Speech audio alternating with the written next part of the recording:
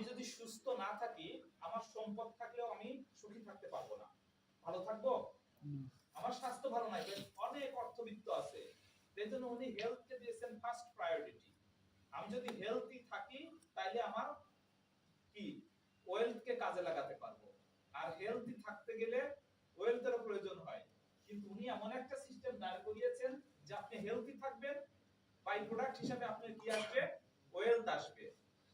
আপনি আরটিজিএল খাচ্ছেন, খাওয়ার কারণে আপনার ফ্যাটি লিভার চলে গেছে, হার্টের প্রবলেম চলে গেছে, আপনার স্কিনের প্রবলেম ছিল চলে গেছে, আপনার অ্যালার্জি ছিল কমে গেছে, টিউমার ছিল ভালো হয়ে গেছে, আর সাথে পিভিএসবি পাননি, ওখান থেকে টাকা আসছে। আপনি কি করছেন? আপনি যে ভালো হয়েছেন টিউমারটা অথবা আপনার ফ্যাটি লিভারটা ভালো হয়েছে, যেটা অনেক দিন ধরে গ্যাস্ট্রোলিভারের কাছে ঘুরে ঘুরেও আর্থকর খাইতেছি কিন্তু কাজ হইতেছে না, কিন্তু যেই আপনি আরটিজিএল খাওয়া শুরু করলেন সাথে সাথে এসজিপিটি নরমাল হয়ে গেল। এই কথা যখন আপনি 5 জন লোককে বললেন, 5 জন লোকের আমাদের এখন ফ্যাটি লিভার হচ্ছে কমন প্রবলেম। হার্টের অসুখ যেমন প্রেসার কমন প্রবলেম, ফ্যাটি লিভারও কমন প্রবলেম। দেখা গেল অনেকেই আপনার কথা শুনে আরটিজিএল খাবে, তাদেরকে আপনি আইডি করে দিবেন, তারাও খাওয়া শুরু করলো, তাহলে ওখান থেকে আপনার টিমের যে পিভিএসবি গুলো আপনার কাছে আসবে না, তাহলে আপনার টাকা আসবে না, আপনি ইচ্ছা করলেও থামাতে পারবেন না। আমি বলবো তারপরে এরপরে আসবে ওয়েলথ। আসলো হেলথ আর ওয়েলথের যখন কম্বিনেশন হবে, টাকাও আছে, স্বাস্থ্যও ভালো, এখন আমি কক্সবাজারে যায় মজা করতে পারবো, তাই তো? ফ্যামিলি সহকারে যেতে পারবো, তাই তো?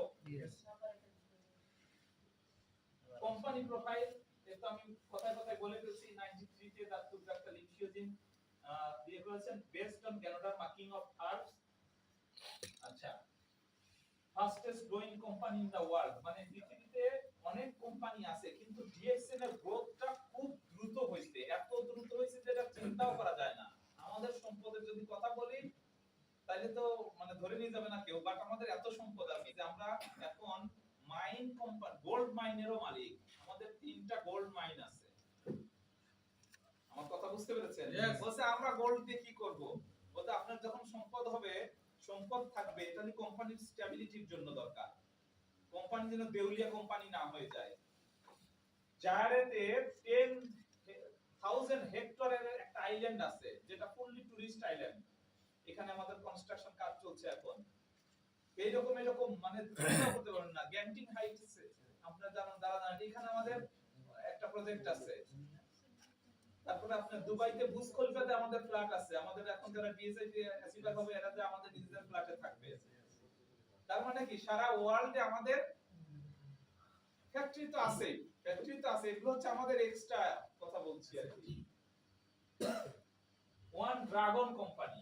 ড্রাগন কোম্পানি কনসেপ্টটা এরকম যে ড্রাগন কোম্পানি মানে আমি কারো কাছ থেকে কোনো জিনিস নেই না, প্রত্যেকটা জিনিস আমার কম্পাউন্ডের মধ্যে তৈরি হয়, আমি নিজেই প্যাকিং করি, আমি সবকিছুই প্যাকেজিং থেকে, কালচার থেকে, কাল্টিভেট থেকে, প্রসেস থেকে, ম্যানুফ্যাকচারিং থেকে, প্যাকেজিং থেকে সব করি, ইভেন ডিস্ট্রিবিউশন পর্যন্ত এখানে করে দেই। অর্থাৎ এখানে যে ডিপি প্রাইস, মালয়েশিয়াতে ডিপি প্রাইস আছে না, তার মানে ডিলারশিপ প্রাইস সারা ওয়ার্ল্ডে আপনার এই পর্যন্ত আসা কোম্পানির খরচ এসে যাচ্ছে। এখান থেকে আমি কিনে বিক্রি করব, একটু আমার প্রফিট হবে। Okay, this is the dragon company concept. আচ্ছা, এই প্রসেসগুলা, এই যে লিমশিওজিন যেগুলো করছেন আমি দেখাবো, এগুলো পুরোটাই হচ্ছে অর্গানিক কাল্টিভেশন। টিস্যু কালচার প্রক্রিয়াটাতে করা হয়েছে, পরবর্তীতে অর্গানিক একদম ওক গাছের গুড়াতে এটা ন্যাচারালি এখন তো যেটা বলা হচ্ছে যে পুরাটাই নন টাচ টেকনিকে করা হচ্ছে, মানুষের হাতের স্পর্শ ছাড়া। এই যে ওক গাছের প্যাকেটগুলো করা হচ্ছে, প্যাকেটগুলো অটোক্লেভে যাচ্ছে, কোনো জায়গায় মানুষ কাজ করছে না, সবগুলো কম্পিউটারাইজ মেশিনে হচ্ছে, প্যাকিং করার থেকে শুরু করে, এবং অটোক্লেভিং মেশিন থেকে বের হয়ে যাচ্ছে, সেটাও ট্রেতে চলে যাচ্ছে, ট্রে বেঞ্চের মাধ্যমে তার জায়গায় চলে যাচ্ছে। মানে টোটাল প্রসেসটাই হচ্ছে কম্পিউটারাইজ পদ্ধতিতে চলছে এটা। এইগুলো আমাদের প্রোডাক্ট। এই প্রোডাক্টগুলো হচ্ছে ইন্টারন্যাশনাল যত সার্টিফিকেশন আছে, জিএমপি বলেন, তারপরে হচ্ছে টিটিএ বলেন, আইএসও বলেন, হালাল বলেন, যত রকম সার্টিফিকেট আছে ওয়ার্ল্ডের প্রোডাক্টের, সমস্ত সার্টিফিকেট প্রাপ্ত। এবং যত রকম অ্যাওয়ার্ড আছে, যত ক্যাটাগরিতে অ্যাওয়ার্ড আছে, সমস্ত ক্যাটাগরিতে আমাদের এই কোম্পানির প্রোডাক্টগুলো অ্যাওয়ার্ড প্রাপ্ত। এখন আমি যে কনসেপ্টটার কথা বলছিলাম যে হেলথ, একটা লিনের প্রথম কথা ছিল হেলথ, ওয়েলথ এন্ড হ্যাপিনেস, এইটা আমাদের প্রথম মটো ছিল। হেলথের ডেফিনিশন আমরা মোটামুটি সবাই জানি। আমরা বলি যে health is a state of physical, mental and social wellbeing, not merely absence of disease or infirmity. এখানে তিনটা কথা বলা হয়েছে, physical, mental and social wellbeing. ফিজিক্যালটা আমরা জানি যে জ্বর, সর্দি, কাশি, গা ব্যথা, মাথা ব্যথা এগুলো নাই, ফিজিক্যাল। মেন্টাল হচ্ছে মানসিক, যে আমি কারো ক্ষতি করি না অথবা নিজেও সুইসাইড করি না, আছে না এরকম, যে অন্যের ক্ষতি করি না কিন্তু নিজে হ্যাঙ্গিং করে ফেলছি, আছে আছে। তার মানে মানসিকভাবে আমি সুস্থ না। মানসিক সুস্থ হলে একজনের ক্ষতি করব, একজনের ক্ষতি দিব অথবা নিজেই হ্যাঙ্গিং করব, তাই তো। আর একটা হচ্ছে নন সোশ্যাল ওয়েলবিং, এটা খুব ইম্পর্টেন্ট। সোশ্যাল ওয়েলবিং, সোশ্যাল ওয়েলবিংটা কি জিনিস, সামাজিক সুস্থতা কি জিনিস, এটা depends on economical health. Economical health বুঝেন, যদি পকেট খালি থাকে তাইলে আপনার সোশ্যাল হেলথ ভালো থাকবে না। আপনি আগে এসে বসলে আপনি বলবে যে একটু আপনি পিছে যায় বসেন, ওনার তো সোশ্যাল হেলথ ভালো, ওনাকে এসে সামনে বসাবো, তাই তো বলবে যে আপনি একটু সামনে যেয়ে বসেন, আর ওনাকে বলবে যে এখানে এসে বসেন, তাই তো বলবে। এবং এই সোশ্যাল হেলথ আসলে আপনাকে যখন আপনার কোনো সমস্যা হয়, যদি আপনার পকেটে টাকা থাকে টেনশন কমে যায়, আর যদি পকেটে টাকা না থাকে টেনশন বাড়তে থাকে, এত বেশি বাড়তে থাকে আপনার প্রয়োজন খুব কাছের আত্মীয়স্বজন যাদেরকে আপনি খুব পছন্দ করেন অথবা তারাও পছন্দ করে, কিন্তু যেই আপনি বিপদে পড়ছেন তখন একটা ফোন দিবেন, বলতে আচ্ছা দেখতেছি, সে জানে যে সে তো টাকা দিতে পারবে না, কিন্তু যদি আপনার টাকা থাকে আপনি ফোন দিয়ে দেখবেন যে হয়তো সে করেই ফেলছে, বলছেন না হ্যাঁ আমরা দেখে ফেলছি, ওরা করে ফেলছি, জানে যে ডাক্তার সাহেবের 500 টাকার কাজ করে উনি 500 টাকা না 1000 টাকা দিবেন। দিস ইজ দ্য পাওয়ার, এটা হলো সোশ্যাল হেলথের পাওয়ার। ওকে, আর এই হেলথের জন্য যেটা সবচেয়ে দায়ী সেটা হচ্ছে একটা জিনিস হচ্ছে সেল। আমাদের হিউম্যান বডিতে total 37 trillion different types of cell আছে। আমরা যদি এই বিল্ডিং এর কথা চিন্তা করি, এই বিল্ডিং এর একক আছে না, ইট আছে একটা, তাই তো। যদি ইটগুলো নোনা ধরে যায় তাহলে যত ভালো বাচ্চা পেইন্টে পেইন্ট করি, পেইন্ট কি থাকবে? থাকবে না। ঠিক এইরকম আমার সেলগুলো যদি খারাপ হয়ে যায় তাহলে কি আমি খুব ভালো হাসি খুশি থাকার চেষ্টা করলে পারবো? পারবো না। ওকে, basic unit of health: if cell is healthy, body healthy; if cell unhealthy, body unhealthy; if cell dead, body dead। বলে ক্লিনিক্যালি ডেড, মানে পেশেন্ট বেঁচে আছে কিন্তু ক্লিনিক্যালি ডেড, মানে সেলুলার ডেথ হয়ে গেছে। ওকে,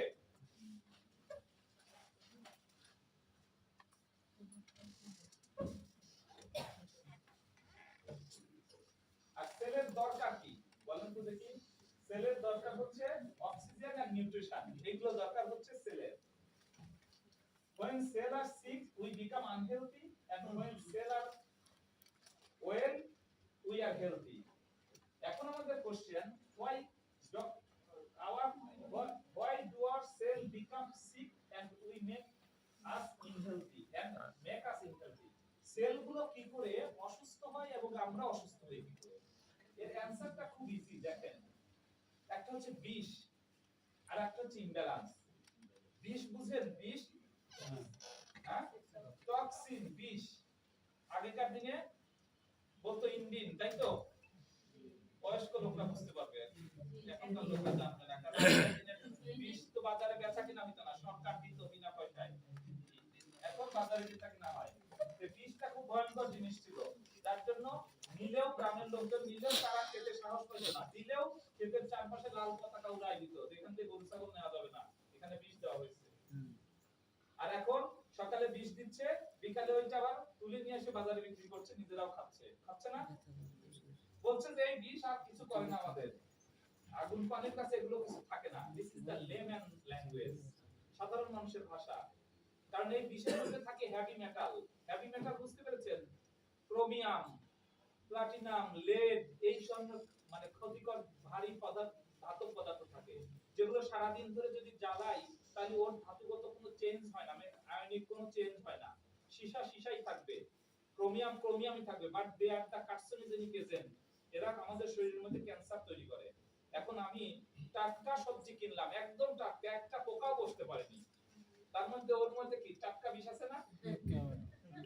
টাটকা বিষ কিনছি, ওইটা যদি নরমালটা একটু পোকা টোকা খাইছিল, ওইটা যদি 40 টাকা কেজি হয়, আমি টাটকাটা কিনলাম 80 টাকা অথবা 100 টাকা দিয়ে কিনবো এটা, তাই না? একদম ফ্রেশ। আর ওর মধ্যে ছিল টাটকা বিষ। এই টাটকা বিষের মধ্যে এই জিনিসগুলো আমরা যখন খাইয়ে ফেলি, তখন তো পোকামাকড় ইনস্ট্যান্ট মরে অথবা মরার ভয়ে বসে না, তাই তো? আর আমরা তো বুঝি না, আমরা টাটকা দেখে খেয়ে ফেলছি।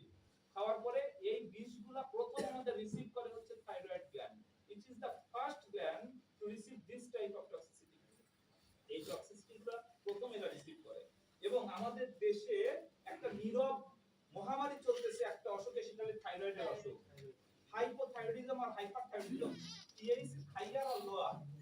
এর প্রধান লক্ষণ হচ্ছে, দেখবেন অনেকেই মোটা হয়ে যাচ্ছে, বলছে এত খাবার কন্ট্রোল করি তারপরেও শুকাই না। আর একটা হচ্ছে মেন্টাল ইরিটেবিলিটি, কথায় কথায় কারো কথা কেউ সহ্য করতে পারে না।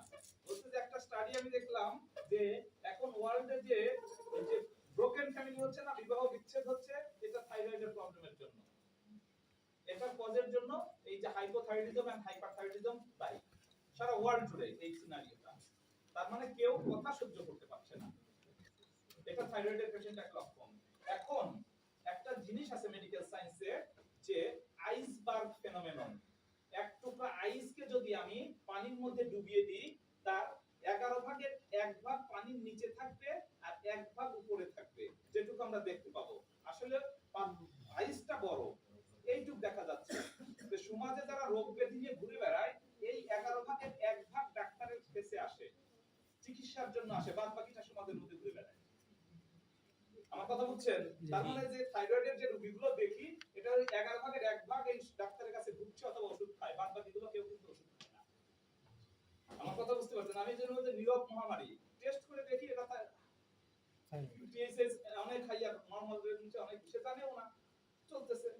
গ্রাম বাসার মানুষগুলোর মেজাজ একটু খারাপ, ঠিক আছে, একটু মানায় চলি। আমার কথা বুঝা গেছে? এখন এটা হচ্ছে বিষ। আমি বিষের কথা মানে বললে আরো বলবো, কিন্তু আজকে আমি খুব তাড়াতাড়ি শেষ করব। এর আরেকটা হচ্ছে ইমব্যালেন্স। যখন আমরা ভিতরে যাবে, তখন ফার্স্ট কি কাজ হবে? সাথে তো ডেড হবে না, প্রথমে কি হবে? অসুস্থ হবে। এই অসুস্থতাকে আমরা বলছি ইমব্যালেন্স। এটা অসুস্থ আরো অনেক কারণে করতে পারে, শুধু বিষ না, আরো অনেক কারণ। এজিং একটা ফ্যাক্টর, তারপর ম্যালনিউট্রিশন একটা ফ্যাক্টর, স্ট্রেস একটা ফ্যাক্টর। এই সব কারণে আমরা এই ইমব্যালেন্স গুলো হতে পারে। দেখেন আমাদের টক্সিন গুলো, এগুলো আমাদের টক্সিন না? আমাদের ঢাকা শহরের টক্সিন তো সবাই চিনি তো। এই যে বাতাস, বাতাস যদি দুর্গন্ধযুক্ত বাতাস, ইবনে সিনার নাম শুনেছেন? উনি বলেছেন যে মানুষ যদি এই বাতাস, দুর্গন্ধযুক্ত বাতাস যদি এড়িয়ে চলতে পারত, আরো 1000 বছর পরমাই পেত। তাইলে এই বাতাসের মধ্যে কি কার্বন মনোক্সাইড আছে, সীসা আছে, যেগুলো আমাদের লাংস ক্যান্সারের জন্য দায়ী। কিন্তু এই বাতাসের মধ্যেই তো যাচ্ছে, আমার বাচ্চা কাচ্চারা হাঁটতেছে, যাচ্ছে, তাই তো করছে। তারপরে দেখেন এই যে যত্রতত্র ময়লা ডাম্পিং করে রাখছে, এগুলো আমরা কি করছি? এগুলো আমরা দেখছি। পানির পলিউশন দেখেন, যদি এখন একটু মনে হয় ভালো, আগের চাইতে আমাদের পেস্টিসাইড দেখেন, প্রিজারভেটিভস, ফলমূল আমরা বিচার করছি। আলহামদুলিল্লাহ আমাদের নতুন রিসার্চ ইনস্টিটিউটে আমি ঢুকেছিলাম, আমাদের লাস্ট যে এবার আমাদের রিসার্চ, আমাদের সাইবার ভ্যালির লেভেল বেসমেন্ট লেভেল 6 এ হচ্ছে রিসার্চ ইনস্টিটিউট করছে ওখানে। এখানে যে খাবারকে কি করে প্রিজারভেটিভ ছাড়া প্রিজার্ভ করা যায়, এটার একটা ইউনিট করছে ওখানে। কলার উপরে কাজ করতেছে, দেখলাম কলাকে কিভাবে বিষ মুক্ত ভাবে প্রিজার্ভ করা যায়। কলা কয়েকদিন থাকলে দেখবেন কালো হয়ে যাচ্ছে, তারপরে ওটাকে রাখার জন্য স্প্রে করতে হয়, যাতে এটা ছাড়া আমরা কি করে রাখতে পারি প্রাকৃতিক উপায়। এটা দিয়ে কাজ চলতেছে, অনেক কাজ, আপনি গেলে বুঝতে পারবেন। তেলাপিয়া মাছ তো নরমাল স্বাদু পানির মাছ, তো ওটা কি করে স্যালাইন ওয়াটারে চাষ করা যায়। তাইলে আমি সমুদ্রে দিলে সমুদ্রের প্লাঙ্কটন খাবে, স্পিরুলিনা খাবে, তাইলে ন্যাচারাল খাবার খেয়ে বড় হবে, তাইলে আমাদের আর খাবার দিতে হবে না। তাই ন্যাচারাল মাছ আমরা খেতে পারবো, আমাদের টেস্টি মাছগুলো। তেলাপিয়া মাছ তো এরকম নরমাল ওয়াটার থেকে স্যালাইন ওয়াটারে চাষ করে এবং চাষ গ্রহণ করা, এই রিসার্চ গুলো আমাদের সাইবার ভ্যালিতেই করছে এখন। ওকে, আমরা শুরু দেখবো আরো।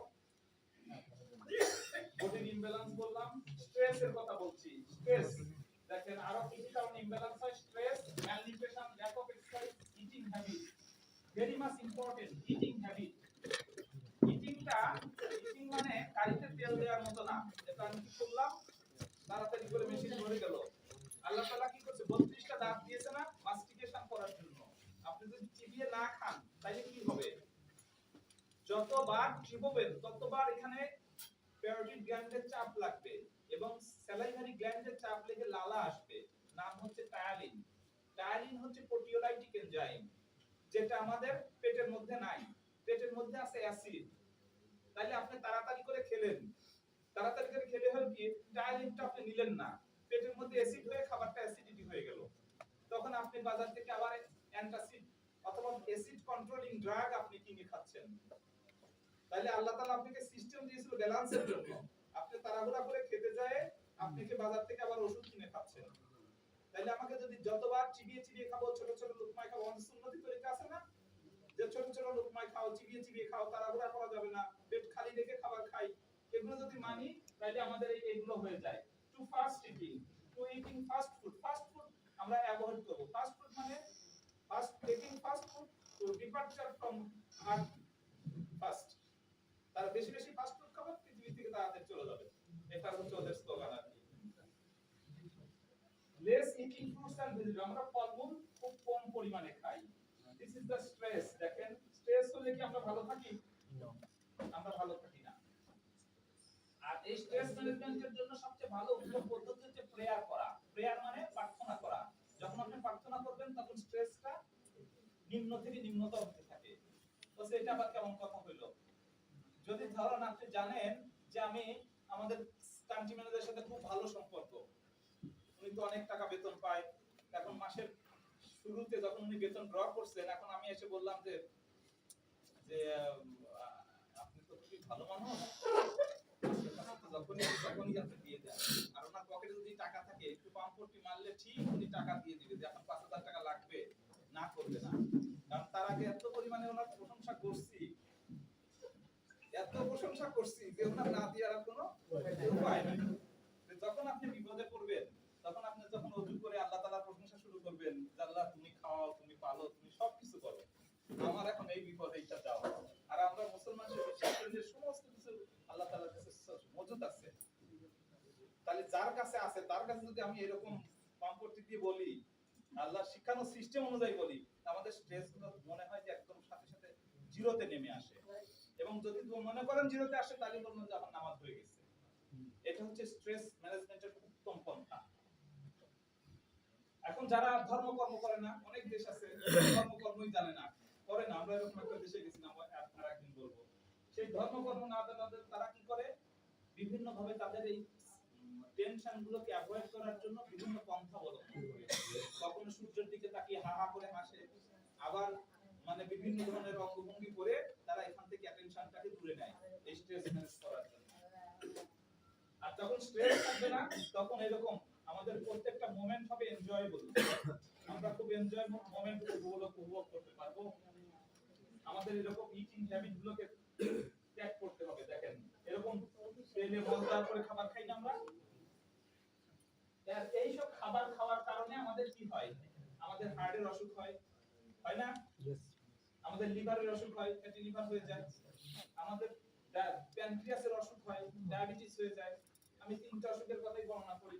দেখেন এটা একটা হেলথি আর্টারি। হেলথি মানে একদম সুন্দর আর্টারি, এখানে কোনো ব্লক কিংবা ক্লট কিছু নাই, পরিষ্কার। এটা একটা 18 বছরের আর্টারি। এখন 18 বছর পর্যন্ত আমি তো লম্বা হয়েছিলাম, এরপরে তো লম্বা হব না, এইদিকে মোটা হতে পারি, ওজন বাড়তে পারে। এখন 18 বছর পরে যে এক্সট্রা খাবার দাবার যা খাচ্ছি সেগুলো যদি আমার এই ভিতরের দিকে এরকম করে জমে থাকে তাহলে রাস্তাটা চিকন হয়ে গেল না? এই হার্ট তো আগের মতোই পাম্প করছে, আর এইখান দিয়ে রক্ত যাওয়ার সময় এখানে প্রেসারটা বেশি লাগবে না, চাপ বেশি লাগবে। ব্লাড প্রেসারের ডেফিনিশন হচ্ছে it is the lateral pressure which excerpt on vessel ওয়াল।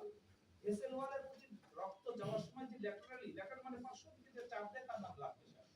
এখন ডাক্তার তো এটা আপনাকে বুঝায় নাই। ডাক্তার বলছে প্রেসার বেশি, সারবিট্রেট, মনোট্রেট অথবা প্রেসার কন্ট্রোলিং এর যে ড্রাগ আছে আপনি লিখে বলছে খবরদার বন্ধ করবেন না, 6 মাস পরে এসে আবার দেখা করেন, তাই তো? উনি কিন্তু এটা বুঝাই দেয় নাই যে আপনার রক্তনালীগুলো চিকন হয়ে গেছে, এখন কিন্তু প্রেসার ওষুধ বন্ধ করা যাবে না। উনি বলছে বন্ধ করেন না, কিন্তু কেন বন্ধ করেন না এটা? কারণ বন্ধ করতে তো রক্তনালীকে ফাঁক করে রাখছিল। এখন যেই বন্ধ করবেন তখন যাবে তখন হার্ট যে রক্ত জোরে চাপ দিবে, জোরে চাপ দিলে কি হবে, এখানে চিকন আর্টারি আছে এখানে তো ফাটবে না, ফাটবে কোথায়, এখানে চিকন আর্টারি আছে ব্রেনের মধ্যে রক্তক্ষরণ, ওখানে চিকন চিকন আর্টারি আছে, ওটা একটা পেটে রক্তক্ষরণ হবে, বলে মস্তিষ্ক রক্তক্ষরণ জনিত কারণে। এরপরে দেখেন এই যে কমপ্লিট ব্লক হয়ে গেছে। ঠিক এই রকম লিভারের মধ্যেও সেম ঘটনা ঘটে। লিভার হচ্ছে আমাদের শরীরের স্টোর হাউস। আমরা যে অতিরিক্ত বাসায় একটা স্টোর হাউস থাকে না, যে কোন অতিরিক্ত জিনিসগুলো রাখি, আমাদের শরীরে একটা স্টোর হাউস আছে, এইটা হচ্ছে লিভার হচ্ছে আমাদের স্টোর হাউস। তখন যদি স্টোর হাউসে পুরোটা প্যাকড হয়ে যায়, তারপরেও মাল আসছে, যেমন আমাদের অফিসের যে ওয়্যার হাউস আছে পুরো ভরে গেছে, আবার ডাক্তার তিন পাড়ায় পাঠাই দিছে, এখন কি করা যাবে, যে ঢোকার রাস্তাগুলোতে ডাম্পিং করে রাখবে, তখন এখন আর ঢোকাই যাইতেছে না, এরকম আছে না, যে গোডাউনের রাস্তা মানে রাস্তাটাও বন্ধ করে দিয়েছে। তো এরকম রাস্তা বন্ধ হয়ে গেলে এখান থেকে যে এনজাইম তৈরি হয়, এনজাইমগুলো আর বের হতে পারে না, না হলে ব্যাক ফ্লো করে ব্লাডে চলে যায়, এসজিপিটি এসজিওটি হাইয়ার হয়ে যায়, একে বলে সিএলডি, ক্রনিক লিভার ডিজিজ। বলছে আজকের ফ্যাটি লিভার, কালকের ফ্যাটি ডিজেনারেশন, আর পরশুদিনকার liver cirrhosis, this is irreversible change, এখান থেকে ফিরে আসা যায় না। আমার কথা বুঝতে পেরেছেন তো? তার মানে আজকের একটু চর্বি জমছে বলে খুশি হওয়ার কোনো কারণ নাই, কারণ পরবর্তীতে এটা খারাপের দিকেই চলে যাবে যদি এটা ট্রিটমেন্ট আমরা না করি। ঠিক সেম কারণ হচ্ছে এই ফ্যাক্টরিটা, এটা একটা ফ্যাক্টরি, এই ফ্যাক্টরি থেকে ইনসুলিন তৈরি হয়। ইনসুলিন বুঝছেন? সবাই মোটামুটি বলতে ডায়াবেটিসের লোকজন ইনসুলিন নেয়। ইনসুলিনের কাজ হচ্ছে লাইক এ গেটম্যান। গেটম্যান মানে ইনসুলিনের কাজ হচ্ছে লাইক এ গেটম্যান। এইটা হচ্ছে সেল, এইটা হচ্ছে মাইটোকন্ড্রিয়া, তাই তো? আমরা যে খাবার খাই এর মধ্যে কি আছে, প্রোটিন আছে, কার্বোহাইড্রেট আছে, ফ্যাট আছে, মেইন খাবার বললাম।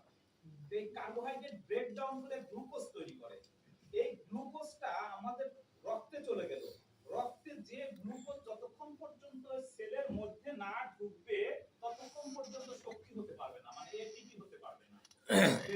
ঢুকতে গেলে এখানে এই সেলের মধ্যে তো কোনো দরজা নাই, এখানে এই সেলের মেমব্রেনে যদি ইনসুলিন থাকে তাহলে আমাদের তো যে কলাপসিবল গেট খুলে যায় তাহলে আমি ঢুকতে পারবো, ইনসুলিন থাকলে গ্লুকোজটা ঢুকতে পারবে, মাইটোকন্ড্রিয়ার মধ্যে ঢুকে শক্তি তৈরি করবে। আর যদি গেট প্ল্যান না থাকে মানে ইনসুলিন না থাকে তাহলে ঢুকতে পারবে না, বাইরে রক্তের মধ্যে প্রচুর গ্লুকোজ কিন্তু সেলে ঢুকতে পারতেছে না। ডায়াবেটিসের ডেফিনিশন এইটা, কি যদি রক্তে পরিমিত মাত্রার চেয়ে বেশি পরিমাণ গ্লুকোজ থাকে তাকে ডায়াবেটিস বলে। যদি বলেন যে খালি প্রস্রাব করলেই ডায়াবেটিস বলে, বহুমূত্র ডায়াবেটিসে বাংলা, তাহলে কিন্তু পরীক্ষায় ফেল। পরীক্ষায় পাস করতে লিখতে হবে যে রক্তে পরিমিত মাত্রার চেয়ে বেশি পরিমাণ গ্লুকোজ থাকলে, কেন ওই গ্লুকোজটা বার্ন হচ্ছে না, বার্ন হয়ে যে আর শরীর শক্তি পাচ্ছে না, কারণ শক্তি হচ্ছে না, গ্লুকোজ আছে। আর ব্রেন তখন আমাদেরকে কি বলতেছে, স্টিমুলেট করছে, তুমি মিষ্টি খাও, তোমার তো মিষ্টি নাই, চিনি নাই তো, তোমার গ্লুকোজ নাই, আর কখনো চুপি চুপি যে মিষ্টি খায়। এই জন্য আগেকার দিনের বইগুলোতে লেখা ছিল ডায়াবেটিক পেশেন্ট হচ্ছে ফার্স্ট ক্লাস লায়ার, ওরা সবাইকে ইয়ে করে চুরি চুরি করে মিষ্টি খায়, এই জন্য ওদের ডায়াবেটিস হয়। বুঝতে পেরেছেন তো? আসলে কিন্তু তা না, ডায়াবেটিস হইছে এই যে রক্তনালীগুলো আছে ছিল এখানে, এখানে যে রক্তনালীগুলো ছিল দেখছেন,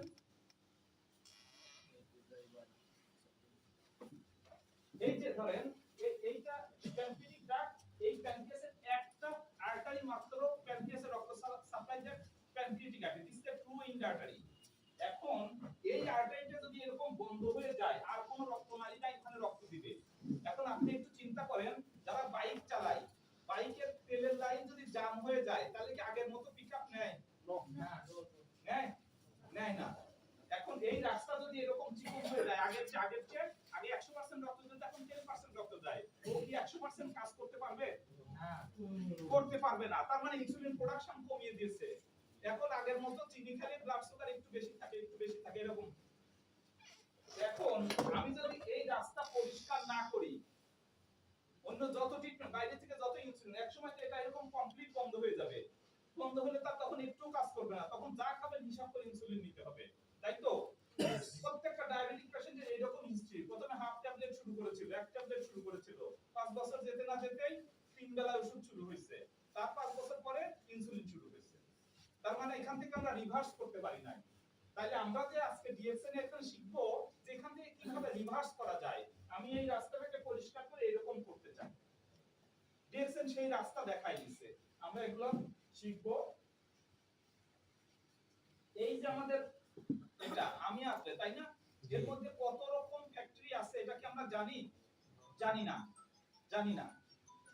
যদি জানতাম তাইলে যে এরকম এর মধ্যে একটা কিডনি আছে, ট্রান্সপ্লান্ট করতে এরকম 3-4 লাখ টাকা লেগে যায়, আবার সে রাখতেও প্রতিদিনে 700 টাকার ওষুধ খেতে হয়।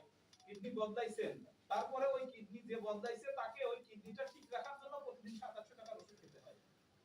আর আল্লাহ তাআলা দেওয়া কিডনি সেটা আমরা যদি জানতাম, একটা আইফোন কিনলো মাঝে মাঝে আমার সাথে কাপড়ের সাথে মুছে রাখে যে বৃষ্টি পানি যাতে না পড়ে, ময়লা টয়লা না লাগে। কিন্তু আমার শরীরের ভিতরে যে দামি দামি অর্গান আল্লাহ তাআলা দিয়েছে সেগুলোর কি আমরা যত্ন নেই না? নেই। অথচ জানিই না তো যত্ন নিব কি, যে কোথায় কোনটা সেক্টর আছে, কিডনি কোন জায়গায় আছে। এইরকম এটা আমরা জানবো যে আমাদের কত যত্ন করা দরকার এটা। আর এটা যত্ন করি না বলেই কি হয়, আমাদের বিভিন্ন ধরনের ইস্যু চলে আসে। আমাদের হেলথ ইস্যু, আমাদের রোগ প্রতিরোধ ক্ষমতা দুর্বল হয়ে যায়, আমরা বিভিন্ন ধরনের অর্গানিক অসুখে আক্রান্ত হই, বিভিন্ন ধরনের দেখেন ডায়াবেটিস হচ্ছে, হার্ট অ্যাটাক হচ্ছে, এরকম বিভিন্ন অসুখ আসছে। আর অসুখের কারণে আমরা প্রথমে ক্লিনিকে ভর্তি হই, হসপিটালে যাই, এরপরে এভার কেয়ারে, লাস্টে সিঙ্গাপুরে চলে যাই, ফাইনালি ডেস্টিনেশন কোথায়? কবর। একদম, আর ট্রিটমেন্টের দরকার নেই, তাই তো? এইজন্য ফাদার অফ মডার্ন মেডিসিন উনি বলছেন, ফাদার অফ মডার্ন মেডিসিন উনি বলছেন, your let your food be your medicine and medicine be your food. তোমার খাবারই হবে ঔষধ এবং ঔষধই হবে খাবার। দেখেন আমরা যখন ছোটবেলায় ফুডের ডেফিনিশন করেছি, তখন কি বলা হয়েছে? যা খাইলে ক্ষুধা নিবৃত্তি হয়, শরীরে শক্তি আসে, তারপরে কি রোগ প্রতিরোধ করে, বৃদ্ধি সাধন করে, তার নাম হচ্ছে খাবার। তাইলে খাবারের মধ্যে ওষুধের গুণাগুণ থাকার কথা ছিল, ইনি কিন্তু ওই কথাই বলেছেন। কিন্তু আজকে কি আমরা তাই দেখছি? আমাদের খাবারগুলো কি তাই? আমাদের ওষুধগুলো কি তাই? ওষুধের গায়ে লেখা থাকে শিশুদের নাগালের বাইরে রাখুন। তারপরে যে মারা বুকের দুধ দিচ্ছে নার্সিং মাদের থেকে খাওয়ানো যাবে না, অথবা গর্ভবতী মাদেরকে দেয়া যাবে না। তার মানে ওগুলো বিষ, তাই তো? ওষুধ আর খাবারকে আলাদা করে ফেলছি, তাই তো? ওষুধকে বিষ বানায় ফেলছি। এই জন্য ডাক্তার লিমশিওজিন যে কাজটা করেছেন, যে ঔষধের মানে রাজা বলছেন, যে সেটাকে বলছে গ্যানোডার্মাকে বলছে ঔষধের রাজা, কিং অফ হার্বস। দেখেন উনি ওনার ওনার বলছে যে ওনার সর্বোচ্চ সময়টাকে উনি ব্যয় করেছেন এর পিছনে। উনি 10 ইয়ার্স কাজ করেছেন after post graduation, research work করেছেন 10 ইয়ার্স অন গ্যানোডার্মা। উনি কি করছেন দেখেন, প্রকৃতিতে পাওয়া যায় ৩৮,০০০ ভ্যারাইটির মাশরুম পাওয়া যায়, এর মধ্যে মাত্র ২০০০ ভ্যারাইটির মাশরুম আমরা খেতে পারি। এই ২০০০ ভ্যারাইটির মধ্যে মাত্র ২০০ ভ্যারাইটি হচ্ছে ঔষধি গুণসম্পন্ন। এই ২০০ এর মধ্যে মাত্র এই ৬টার কালার হচ্ছে লাল কালার, টকটকে লাল। This is the wild mushroom, বন্য মাশরুম। ডাক্তার লিমশিওজিন কি করছেন? এই বন্য মাশরুমের জাত থেকে কৃষিকার্য প্রক্রিয়ায় 10 ইয়ার্স সময় উনি কাজ করছেন, এবং পরে একটা মাশরুমে আনছেন 6 in 1, যেটা হচ্ছে DXN Ganoderma lucidum. DXN Ganoderma lucidum, এটা হচ্ছে ডিএক্সএন এর স্পেশালাইজড মাশরুম। এটা পৃথিবীর কারো কাছে এই মাশরুম নাই। এটা হচ্ছে not wild mushroom, this is the laboratory cultured mushroom. আমার কথা বলছেন, এই জাতটা শুধু আমাদের কাছেই আছে। দেখেন এই মাশরুমটা কারা খাইতে পারবে? আমরা বলছি যে প্রেগন্যান্ট মাদার খেতে পারবে, স্মল চিলড্রেন খেতে পারবে, স্কুল গোয়িং স্টুডেন্টরা খেতে পারবে, ইয়ং পিপল খেতে পারবে, ম্যারিড কাপল খেতে পারবে, ওল্ড পিপল খেতে পারবে, সিক পিপল খেতে পারবে। তাইলে এটা কি খাবার না ওষুধ? খাবার। 100% শিওর আপনারা এটা খাবার? Yes yes. এবং এইটার প্রচুর কাজ আছে, কাজ মানে রিসার্চ ওয়ার্ক আছে। আমি শুধু মুখে মুখে বললাম আর ডাক্তার লিমশিওজিন বলতো তা না, এটা পাবলিশড ওয়ার্ক আছে বিভিন্ন জার্নালে, ইন্টারন্যাশনাল জার্নালে পাবলিশড। যে magic mushroom, ganoderma cure all disease, mushroom a new focus on drug research, the Hindustan প্রক্রিয়া mushroom may stop the cancer cell multiplying. এখন এটা বিভিন্ন জার্নালে এরকম পাবলিশড হয়েছে, যেগুলো করা হয়েছে, এগুলো করা হয়েছে। আমি গত ফ্লাইটের মধ্যে আমি কিছু কেস ডাক্তার লিমকে দেখালাম, যে আমাদের কিছু সফলতা বাই গ্যানোডার্মা। ডাক্তার লিম, আমি কি দেখাবো, উনি তো ওগুলো জানে। আমার কথা বুঝছেন, আমি যে দেখবো আমার হাতে হয়েছে সেটা ওনাকে দেখালাম। উনি বললো যে দিস ইজ ওকে, বাট খুব অ্যালার্ট থাকতে হবে, কখনোই যেন এটা ডিএক্সএল শব্দটা এর সাথে না লিখি। আমরা যত পাবলিকেশন করি ইয়েস সব জায়গায় আমরা গ্যানোডার্মা লুসিডাম বলবো, বাট ডিএক্সএল কে বলবো না। কেন? ডিএক্সএল কে যেই বলবো ঔষধ কোম্পানি এসে আমাদেরকে খপ করে ধরবে এটা ওষুধ, কারণ এটা তোমার ক্যান্সার ভালো করে দিচ্ছে, এটা হার্ট ভালো করে দিচ্ছে, এটা লাংস, বিভিন্ন সিস্টেমিক ডক্টর আছে না, তখন ওরা এসে বলবে যে এটা আমাদের ওষুধ, ওয়ে আমাদের কাছ থেকে এগুলো সিনাই দিবে। যেহেতু এটা আমাদের ওষুধ না, প্রথম কথা এটা আমার খাবার, যেটা একটা জিরো বেবি অথবা মায়ের পেটের মধ্যে আছে, এই বাচ্চাও কনজাম্পশন করছে, মা খাচ্ছে ওরাও নিচ্ছে, আর একদম বুড়া বয়সে যে হাসপাতালে বিছানায় আছে সেও নিতে পারতেছে। সুতরাং এই খাবারটাকে ওরা চিন্তাই করে ফেলবে। সুতরাং আমরা এটাকে ডিএক্সএল দেব, আমরা গ্যানোডার্মা সম্পর্কে বলতে থাকবো। আমরা যত পাবলিকেশন করব ইয়েস বাট নট ডিএক্সএল। এটা গ্যানোডার্মা, কারণ গ্যানোডার্মা এটা ওয়েল নোন। আমরা যে আজকে দেখতেছি পাচ্ছি এটা নতুন না, এটা আরো মানে প্রায় 100 বছরের এগুলো পাবলিশিং আছেই। বাট আমরা এটাকে আরো কি ডেভেলপ করছি, আমাদের মাশরুমটা আরো ডেভেলপ করার কারণে আমাদের কার্যকারিতাটা বাড়ছে। একটা ব্লকেজের পেশেন্ট 3 মাস আরজিজিএল খাওয়ার তার ব্লকেজ কমে যাচ্ছে, তাকে কোনো ওষুধ খেতে হয় না, প্রেসার কন্ট্রোল হয়ে যাচ্ছে, ডায়াবেটিস থেকে বের হয়ে আসতেছে। যখন এটা আমি দেখতেছি পেশেন্ট ভালো আছে, পেশেন্টের ওষুধ খাইতে হয় না, তার মানে এটা আমরা বলবো যে এটা থেকে হচ্ছে, কিন্তু এটা আমরা ডিএক্সএল এইভাবে আমরা বলবো না, এটা খাবার হিসেবে খাইছে, দ্যাট ইজ এনাফ। আমাদের এ লট অফ প্রোডাক্টস আছে, দেখেন তার মধ্যে আমাদের মাস্টার প্রোডাক্ট হচ্ছে গ্যানোডার্মা লুসিডাম।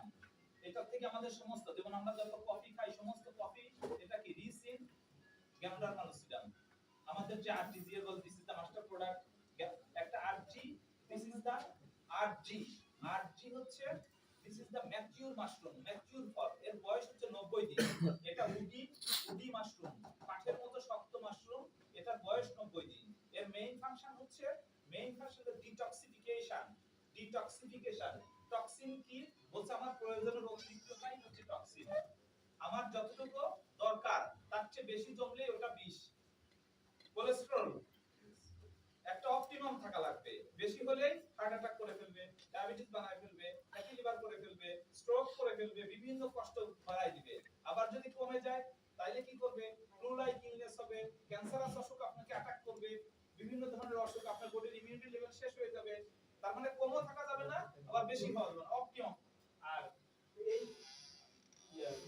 আরজি যেটা, সেটা কি করে, এই অতিরিক্ত অংশটাকে বের করে দেয়। আর জিএল করে, GL for balancing and regeneration. Balancing মানে কি, দেখবেন যে অনেক সময় আছে ভালো কোলেস্টেরল খারাপ, ভালো কোলেস্টেরলটা হচ্ছে কম, খারাপ কোলেস্টেরলটা বেশি। এই জিএল কি করবে, ভালো কোলেস্টেরল এবং খারাপ কোলেস্টেরলের ব্যালেন্সিং করে ফেলে, প্লাস যে সেলগুলো আমাদের নষ্ট হয়ে গেছে সেই সেলগুলোকে রিজেনারেশন করে। যার জন্য এটার ইতিহাস হচ্ছে, আগেকার দিনের মানুষ তাদের পৌরাণিক বিশ্বাস ছিল যে এটা খেলে তারা দীর্ঘদিন বাঁচবে, এই জন্য তারা এই মাশরুমটা সংরক্ষণ করত এবং তারা এটা খেত। কিন্তু এটা পৃথিবীতে লিমিটেশন ছিল, 8 থেকে 10টার উপর এটা পাওয়া যেত না। এখন এই যে বললাম, প্রথম কথা বললাম হেলথ, সেকেন্ড কথা বললাম ওয়েলথ। ওয়েলথ কিভাবে আসবে এখন সেইটা বলি। ওয়েলথ হচ্ছে যখন আমি এইটা খেলাম, দেখলাম আমার ব্লাড প্রেশারটা কন্ট্রোল এসে গেছে, আমার ফ্যাটি লিভার ছিল এটাও কমে গেছে, আলট্রাসোনোগ্রাম করে বললাম, এখন দেখলাম যে normal is liver is normal, ঠিক আছে। এখন যদি আমি এটা শেয়ারিং করি, শেয়ারিং বুঝতে পেরেছেন, যেমন আশেপাশে তো সবাই এই পেশেন্টই, তাই তো আমার বয়সে অথবা কাছাকাছি, তাদেরকে যখন শেয়ার করব তখন কি হবে, আমার টিম তৈরি হবে না, আমার বিজনেস শুরু হবে না, তাহলে ওয়েলথ আসতে থাকবে। দেখেন এটার প্রক্রিয়াটা কি, স্টেপ হচ্ছে জয়েন করা। তাকে কিভাবে জয়েন করা, তাকে আপনি বললেন কিন্তু জয়েন করালেন না, সে যায় কিনে নিয়ে আসলো, আপনার কোনো লাভ হইলো না। খুব বললেন, একদম সুন্দর করে বললেন, সে খুশি হইলো, কিনে নিয়ে এসে খাইলো, হয়তো দেখা গেল যে ওখানে আরেকজন লোক সে তার টিমে সে জয়েন করাই দিল, তাহলে আপনি রেডি করে দিলেন, ও ওর টিমে নিয়ে গেল, তাহলে আপনার কাজ কি, আপনি তাকে জয়েন করাই দিবেন এবং তাকে বলে দিবেন ওখান থেকে এটা পাওয়া যায়, আপনি এখান থেকে কিনে নেন, তাহলে আপনি কম দামে খেতে পারবেন, তাই তো? Yes. ঠিক না, আপনি ডিসকাউন্ট প্রাইস দিয়ে দিলেন। স্টেপস হচ্ছে ইউজ দা প্রোডাক্ট। আমি যখন জয়েন করব, আমি নিজে যখন প্রথম ইউজার হব, আমি নিজে কিছু কনজিউম করব, প্রোডাক্ট ইউজ করব কিসের জন্য, এটা বুঝার জন্য।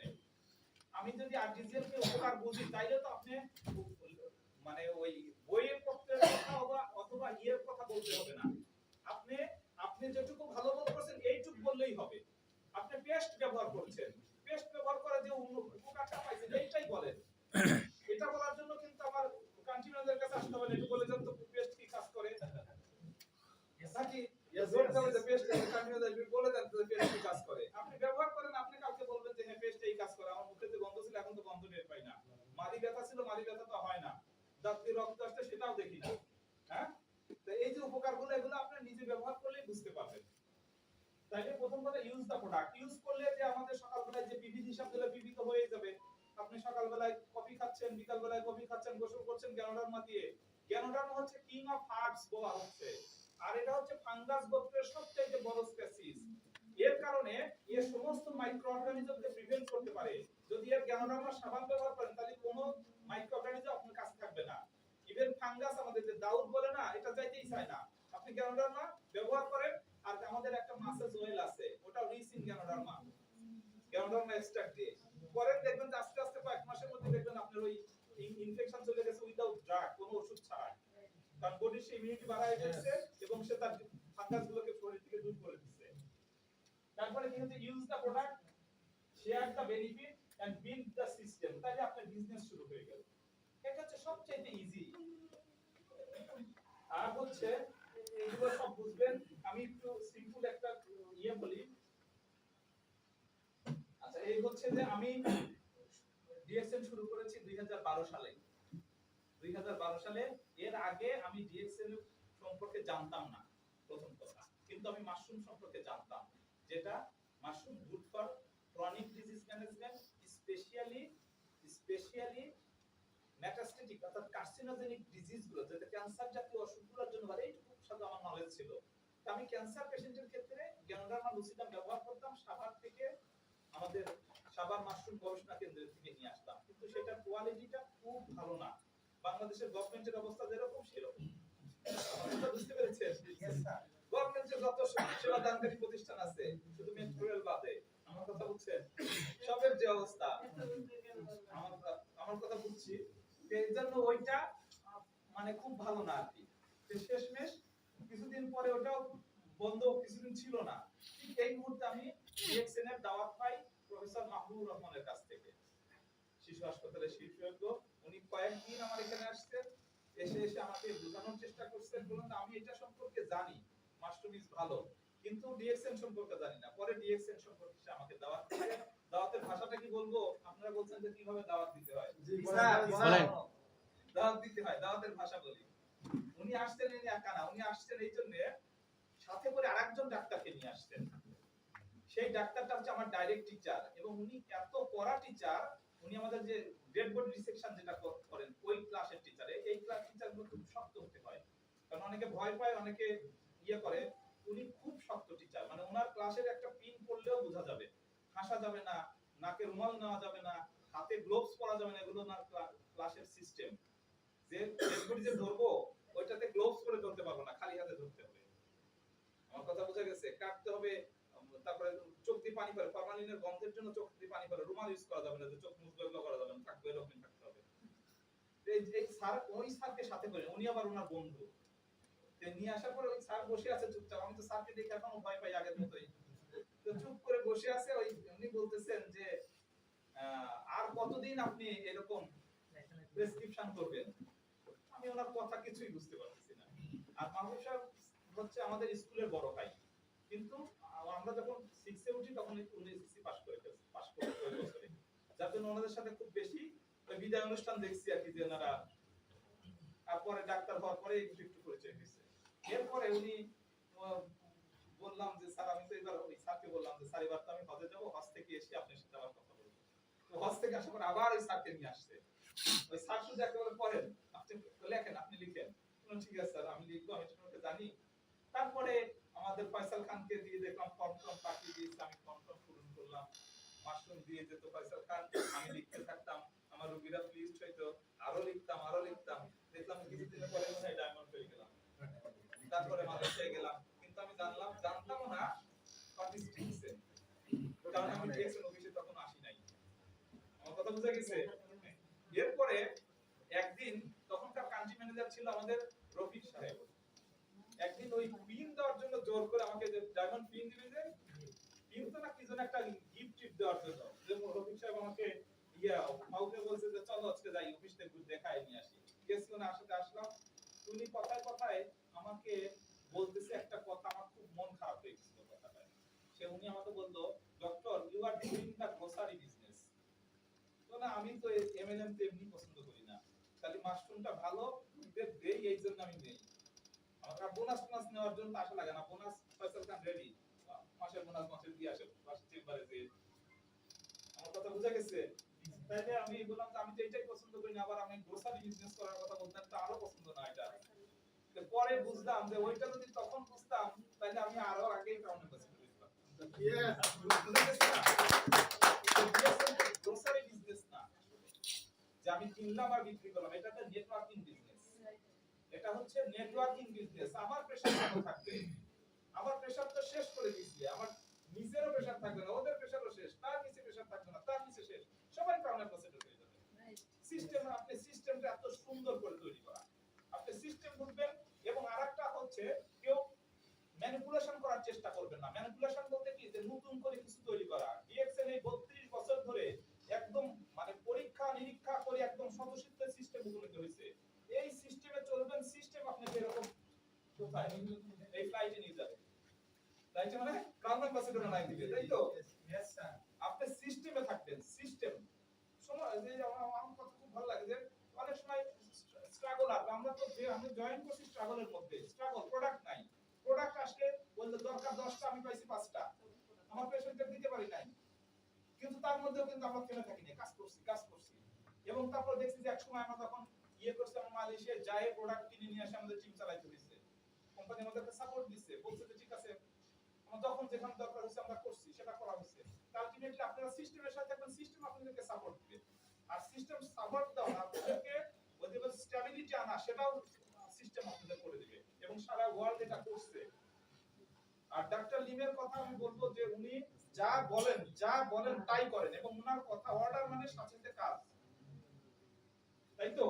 উনি কথা বলবেন, সেটা সাথে সাথে কাজ, অ্যাকশন, মানে ওইটার জন্য আপনাকে অপেক্ষা করা লাগবে না। আশা করি আপনারা মোটামুটি বুঝতে পেরেছেন। অনেক সময় নিয়েছি। ইনি ডাক্তার তারপর পরিচয় দিন। এই আমি যখন ফ্লাইটে উঠতেছিলাম, দিস ইজ ককপিট। এটা হচ্ছে আমাদের সাইবার ভিত্তিতে যেটা নতুন রিসার্চ ইনস্টিটিউট করছে এখানে, ল্যাবরেটরি করেছে এখানে এটা। তারপরে তো আমরা একটু সিটিভি করেছিলাম, এটা আমাদের রিসার্চ ইনস্টিটিউট। এখানে বিভিন্ন ধরনের জিনিস নিয়ে সি ফুড নিয়ে রিসার্চ করে এখানে। এগুলো সব আমাদের রিসার্চ ইনস্টিটিউটের ভিতরে। ধন্যবাদ সবাইকে।